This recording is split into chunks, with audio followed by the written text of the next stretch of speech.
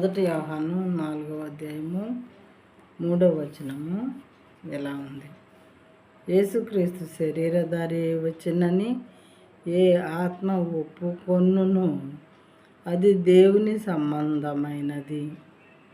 ఆయన దేవుడు కాబట్టి మరి ఎవరైతే ఆయన శరీరధారి ఈ భూమి మీదకి వచ్చారు అని నమ్ముతారు వాళ్ళు దేవుని సంబంధమైనటువంటి వ్యక్తులు.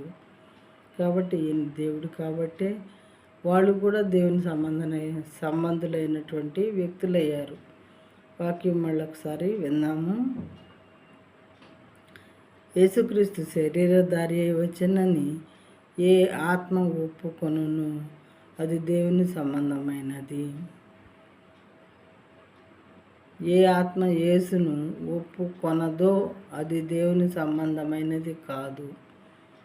ఏ ఆత్మ యేసును ఒప్పుకొనదో అది దేవుని సంబంధమైనది కాదు.